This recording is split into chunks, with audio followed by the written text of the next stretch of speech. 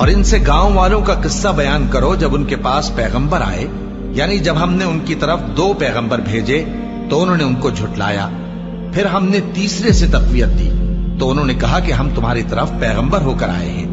وہ بولے کہ تم اور کچھ نہیں مگر ہماری طرح کے آدمی ہو، اور رحمان نے کوئی چیز بھی نازل نہیں کی، تم محض جھوٹ بولتے ہو۔ انہوں نے کہا کہ ہمارا پروردگار جانتا ہے کہ ہم تمہاری طرف پیغام دے کر بھیجے گئے ہیں، اور ہمارے ذمے تو صاف صاف پیغام پہنچا دینا ہے اور بس۔ وہ بولے کہ ہم تم کو اپنے لیے منحوس سمجھتے ہیں، اگر تم باز نہ آؤ گے تو ہم تمہیں سنسار کر دیں گے اور تم کو ہم سے دکھ دینے والا عذاب پہنچے گا۔ انہوں نے کہا کہ تمہاری نحوست تمہارے ساتھ ہے، کیا اس لیے کہ تم کو نصیحت کی گئی؟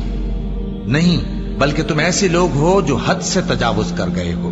اور شہر کے پرلے کنارے سے ایک آدمی دوڑتا ہوا آیا، کہنے لگا کہ اے میری قوم، پیغمبروں کے پیچھے چلو، ایسوں کے جو تم سے صلہ نہیں مانگتے اور وہ سیدھے رستے پر ہیں۔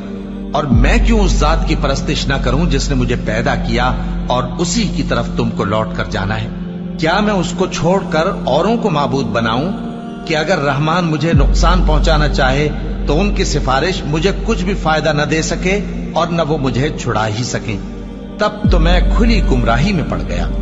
میں تو تمہارے پروردگار پر ایمان لایا ہوں، سو میری بات سن رکھو۔ حکم ہوا کہ بہشت میں داخل ہو جا۔ بولا کاش میری قوم کو پتا چل جائے کہ میرے رب نے مجھے بخش دیا اور مجھے عزت والوں میں شامل کیا، اور ہم نے اس کے بعد اس کی قوم پر کوئی لشکر نہیں اتارا اور نہ ہم اتارنے والے تھے۔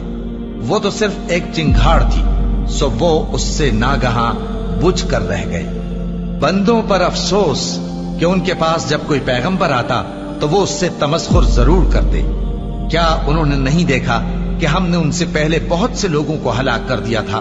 اب وہ ان کی طرف لوٹ کر نہیں آئیں گے اور سب کے سب ہمارے روبرو حاضر کیے جائیں گے۔